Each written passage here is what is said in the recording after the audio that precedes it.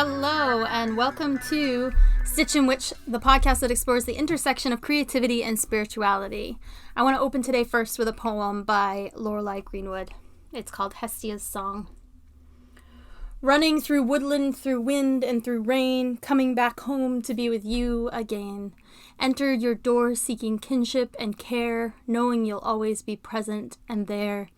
Dear goddess Hestia of home and of flame, joyfully calling out your sacred name, welcoming you within our holy space, where on our altar you have the best place. Offering sacrifice, first and the last, to honor you at each and every repast. With food and with drink we salute you each night, continue your work which is proper and right. Whenever we tire of tasks we perform, our hearts low and heavy we weather the storm. Because your devotion is unending, we find strength in your service and comforted be. With each mess we sweep up and each dish we clean. It's sacred and holy and never demeaned. A household beloved is a household for you, and may we be blessed in all that we do. Running through woodlands, through wind and through rain, coming back home to be with you again. Enter your door seeking kinship and care, knowing you'll always be present and there. Today I want to do something a little bit different. We're about 10 months into this podcast now, and so far we've focused on interviews, but that wasn't actually my initial intention with the podcast. It just kind of happened. I think my brain wasn't really in a headspace after finishing my MFA that I could research and do the kind of research-based and solo episodes that I've been wanting to do. So this will be the first of those. I finally feel like I'm in a place to do that. You know that if you've been listening for a while, you know that part of the reason that I started this podcast was because I was feeling stuck in my spirituality. I wasn't growing. I didn't feel like I was even participating in my own pagan path. Aside from a few habitual things like praying as I set my coffee pot out each evening or wearing a tiger's eye, I wasn't doing much to recognize my spiritual self in the day-to-day. I hadn't participated in a Sabbath in quite some time, and I just in general felt the need to do more. Now that I've finished my MFA and my brain has kind of slowed down a bit, I'm kind of trying to figure out my direction that I want to go in now with my writing, with my art, with all of that. I'm bouncing between projects a lot as I do that. I've been writing a short play. I've been working on a few editorials for the local political news source that I contribute to, but I haven't focused on one direction yet, and I'm hoping to find that soon. Like so many of us who become podcasters, I feel most myself when I'm researching a topic. But after so many years of college, I was exhausted. Now that I've had a break, I feel ready to do that again. I'm hoping to take on more of these solo episodes as we go. So as you are listening today, if you think of any other topics you'd like to hear me explore in a similar way, I would love to hear them. And you could email them to me at stitchandwitchpod@gmail.com. Alongside the research that I did, I mostly want to talk to you about how I related that research to myself, which is going to include a lot of backstory. I'm going to talk about a little bit about my own personal trauma around home care tasks, around hoarding, and around homelessness. So if any of those are a trigger for you, just be warned that they are in this episode. So I spent a few days researching the various goddesses of hearth and home. Primarily, I focused on Vesta and a little bit on Hestia, but I also touched on Bridget and a few others at the end of the episode. Vesta, as you may have heard me mention on a few previous episodes, was my grandmother's name, and in so many ways my grandmother fully embodied the name and concept of Vesta the goddess. In Britannica.com, or on Britannica.com, Vesta is called the goddess of the hearth. And they say, the lack of an easy source of fire in the early Roman community placed a special premium on the ever-burning hearth fire, both publicly and privately maintained. Thus, from the earliest times, Vesta was assured a prominent place in both family and state worship. Her worship was observed in every household, and her image was sometimes encountered in the household shrine. I think that when the majority of us hear Vesta today, we only get so far as Vestal Virgins. Maybe that's just because I had like a really long obsession with Xena Warrior Princess, but that's all I can think of. Our culture is really focused on sex and sexuality, especially of young girls, and maybe that has also fed into diluting this goddess down to just this one factor. But basically the Vestal Virgins in Roman culture were these young girls who were chosen between the ages of 6 and 10 to serve in the temple of Vesta for 30 years. Their job was to keep the fire burning, among other things, keep the temple going, to keep the temple clean. Losing their virginity had really rough consequences. I'm not going to go into those because I don't want to lose the tone and direction of the show, but if you want to research them further, it's pretty easy to find out what they did to these women when they lost their virginity. For me, though, like I said, growing up, Vesta was my grandmother. When my family was homeless for the first time, I was just under 2 years old, and we lived with my grandmother, Vesta. In that way, from a very young age, I saw her as the place that I came home to, the center of my home, very much my personal goddess of hearth and home, as Vesta was for the ancient Romans. Her home was where I enjoyed every holiday dinner growing up. It was a source of my comfort when I was struggling with living with Baptist Christian parents as a gay teenager. My family almost always lived in rentals. We moved a lot and we were homeless quite a few times, but my Grand Vesta's house was a solid place. It never moved. It was always there. It was always a warm place for me to return to. My grandmother was the matriarch of my family in every way. She was a very small person. She was only 4'9" at the time of her passing, but she ruled her home and honestly her whole community. Over the course of her life, she was a veteran, a drill sergeant in the Army, a softball coach, a fast food restaurant manager, and a town selectman. My grandfather, her husband, and the man my aunt describes as the love of her life, died just a few days before my father was born. He was stationed overseas at the time. My grandmother paved her way through the world as a single mom for quite a few years before meeting her second husband. She bought the land that her home sat on when my father was a baby. And she and one or two of her brothers and my infant father lived on the land in tents while they built the house that my aunt and her children still live in today. My grandmother carved a garden out of the Maine woods. She kept chicken, and when I say carved, I mean like the trees around this garden were huge and she had to peel them away to make enough sunshine on her property. She kept chickens and kept them for both eggs and meat. She slaughtered them herself. She filled her rough, dirt-dug basement with jars of homemade pickles and pasta sauce. I remember them just lining the stairway down to the basement. One of my earliest memories involves me standing next to a cardboard box that was sitting on my grandmother's kitchen counter. Because she was so short and she built her house to her own specifications, the counter was pretty short as well. I was young. I don't know how young I was, but I was really young, and eye level with this box that was on the counter. It was wintertime, so the wood stove was running, and my grandmother was filling this cardboard box with canned goods. As an adult, I know now that a lot of those canned goods she had probably previously collected from the food bank herself in order to feed me and herself. My grandmother was not wealthy. She relied on government assistance programs as she aged, like so many of our veterans do. But she was frugal, and on top of that, she was an ever-giving person. If someone came to her door hungry, they were never going to leave hungry. She took this box of canned goods, and she handed it off to a neighbor who headed out the door as my grandmother said, "Have fun now." She always said, "Have fun now." That was like the way she finished every conversation. My grandmother had this sense of giving and caring for others, and she got that from her mother, my great-grammy Lena. Lena just as much embodied this goddess of hearth and home mentality. During the Great Depression, just before my grandmother was born, as the story goes, Lena would invite the neighborhood children in. She lived in Portland, Maine, and she also didn't have much. I come from a pretty long line of poverty, honestly. But she could sew and she could cook, all those things that we associate with the hearth and home. She would repair buttons and patch up the clothing of neighborhood children who couldn't afford new clothes. And the story goes that when a doctor told her that her children were not getting enough red meat, she concluded that they couldn't be the only ones.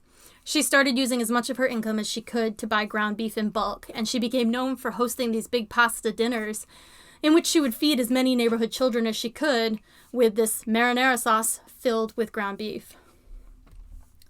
The goddess Vesta's job was to maintain the fires in the hearths. If the hearth fire went out, not only could you not cook your food, but your family could freeze. This is why this goddess, in my opinion, is the most important of them all. She's the ultimate in homemakers, in feminine strength and energy. If Vesta in mythology was the keeper of the fire, the keeper of that which kept people safe and comfortable, so was my grandmother and her mother before her. Hestia, the Greek goddess of hearth and home, is usually viewed alongside Vesta. According to Encyclopedia Britannica, Hestia in Greek religion was the goddess of the hearth, daughter of Cronus and Rhea. The actual worship of Hestia varied from the worship of Vesta in a few ways, but her root strength is much the same. She's valued in her ability to maintain the hearth and home, the cornerstone of life. Our society likes to act like this is somehow lesser work, and we often view stay-at-home parents and homemakers as less than, even as lucky, how lucky that you get to be a stay-at-home parent. But if this pandemic has taught us anything, I hope it has taught us how important it is to have these skills of caring for our hearth and home, to be able to be comfortable in our homes. Brigid, the Celtic goddess, is much the same. Like Vesta, she was honored with a sacred flame maintained by a group of women or priestesses.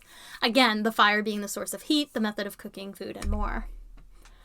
From a feminist perspective, alongside my own personal trauma perspective, exploring the goddesses of hearth and home can be difficult for me. Although I personally recognize these goddesses as the most important members of the pantheon, I also see them as a tough subject for me at times. Between my resistance to take on traditionally female roles in a world that still insists upon that, to my own trauma, I tend to have complicated feelings about home care tasks. In truth, though, when I think about it, my job as a nanny, which is the job I spend the most hours on each week, is all about caring for hearth and home, even if I'm caring for somebody else's hearth and home. I've been thinking a lot lately about trauma around care tasks. I recently read How to Keep House While You're Drowning by Casey Davis, and I really suggest this book to you if you struggle with home care tasks. It's really small, and intentionally so, because it's made for people who have ADHD or are struggling with depression, trauma, PTSD. I read the entire book in less than 25 minutes in bed one morning. Davis lays out the reality of keeping your home functional while dealing with mental health issues. She writes about all these different ways that trauma, PTSD, ADHD, autism, or other executive functioning issues can get in the way of home care tasks. This is so much something that I experience. I tend to waffle between two realities. Either my home is spotless and I'm telling people off for a dirty dish on my counter, or it is a disaster of cooking messes, fabric scraps, and half-finished creative projects. This is a direct result of the way I was raised as a child of hoarders. I was not taught how to maintain a home by my parents. My example in such things was my grandmother, and we only lived with her sporadically, so the lessons didn't really sink in as many ways as I feel they should have. A lot of the habits that my friends seemed to have when they became adults, I had to learn as an adult. The homes I grew up in were unclean to the point of being unsafe. The prevailing idea floated by basically everyone was that my parents couldn't keep the house clean because they had 5 kids. This was, on their part, an attempt to shift the blame, and for me, it worked. I internalized that blame in a way that still impacts me today. As the eldest child, I developed a deep-seated feeling that I was responsible for the mess, and thus I was flawed because I couldn't keep the house clean. I lacked the skills to keep up, having never been taught how to clean a house, and honestly, with the amount of belongings due to my parents' compulsive hoarding, I wouldn't have been able to. But I internalized the idea that it was my fault it was a mess. Consequently, I've grown into an adult who maintains their home in a very disjointed and sporadic way. I can spend long days deep cleaning my home to a point of exhaustion where I physically cannot move at the end of the day. But then throughout the very next work week, I struggle to maintain that clean, leaving things out, taking the ketchup out of the fridge, never putting it back, taking dirty towel out of the bathroom, never bringing it back, that sort of thing. These habits that seem so natural to so many, I never was given or never developed. Because of the trauma of my childhood, cleaning my home often results in emotions, meltdowns, exhaustion. I'm not telling you all this to trauma dump on you, and I hope it doesn't come across that way. I'm sharing this with the hope that I can explain how Casey Davis's book, alongside with the practice of exploring these goddesses of hearth and home, have helped me. Davis talks extensively in her book and on TikTok and her Instagram account about the fact that housework does not have a moral weight. Keeping a clean house does not make you a good person, and having a messy house does not make you a bad person. Maintaining your home should be about function and the rules you establish within it that work for you. On top of that sense that we are somehow supposed to be serving our home, there's this added feminist weight of the fact that the majority of housework still falls on women. And it remains a thankless job. It remains a thing that we're just supposed to automatically do. When you compound that with never having been taught how to do these things, you end up with an insecure, anxiety-riddled person who can't maintain their home. And this added weight of feeling as though you're you're never good enough because of something that should never have indicated worth to begin with. As Davis says quite often, your home is there to serve you, not the other way around. The Vestal virgins were there to serve the hearth so that the hearth fire could be kept lit to serve everyone. They weren't just there just to serve the hearth. It was a give and a take. And your home should be the same way. You take care of your house in so much that it takes care of you. Through researching and learning about these goddesses, alongside learning from therapists like Casey Davis, I'm working to create a better, healthier attitude toward my hearth and home. I'm working to become the goddess my grandmother was, and recognize the ways my trauma has impacted my ability to work within these powerful feminine energies. I do want to take a moment here just to recognize that I live in Wabanaki territory. I'm married to someone who's a member of a Wabanaki tribe. I've included 3 goddesses I relate to because of my own heritage, but obviously my wife's ancestry would include different ideas of how to approach this topic of hearth and home, as may yours. And of course, as you explore your heritage and your ancestors, I highly suggest looking into other gods and goddesses and mythologies surrounding the hearth and home. Perhaps Bastet of the, I would think that's how you say it, Bastet of the Egyptian culture, or Frigga of the Norse culture. Clearly I've taken kind of a deep dive into these goddesses and thought about them on a personal level, but I also want to do like a lighter, happier thing. I do want to talk about ways that we can honor the goddesses of Vesta, Hestia, etc. Within our hearth and home. I think the most obvious way, and the way that my friend Lorelei Greenwood, who wrote the poem at the beginning, would definitely approve of, is baking. This week I made blueberry muffins. I totally made blueberry muffins because I binge watched the entire 7th season of Good Witch, and they have blueberry muffins on like every episode, so I had to have blueberry muffins. But either way, baking is always a way to honor that hearth and home goddess. I also made a couple of wreaths for my house, like autumn wreaths using upcycled materials, and there's images over on my Instagram if you want to see them. I think that anytime we make things for our home, we can use it in a way to honor the goddesses. For me, upcycling helps even more with that because I am also honoring the earth by keeping something out of a landfill that might otherwise have ended up there. And okay, my last one is a little bit of a different one, but I felt very much that I was doing perhaps a Vestal worship act recently when I had an extra $75, and rather than spending it on junk food or whatever, I put it toward my oil bill. My oil bill was already paid. I put it toward like this coming winter's bill because the goddesses of hearth and home, their job was to maintain this fire that kept us warm, right? And is that not the same as maintaining the thing that keeps my home warm in 2021? Taking care of your home is exhausting. It can feel fruitless. It can be traumatic. It can be overwhelming. It can be a whole lot of things. And associating that with your spirituality has a lot of slippery slopes you could fall down. But I think it can also be a great way to connect with your spirituality and to heal from that trauma. I want to close with one more prayer, also by Lorelei Greenwood. Lorelei is an amazing local baker. We've been friends for many years. I have her link in my show notes. You've got to have her cheesy bread. Oh my gosh. Okay, a prayer to Hestia. My dearest Lady Hestia, my heart is so thankful that I found you. In my home, your very being is sacred.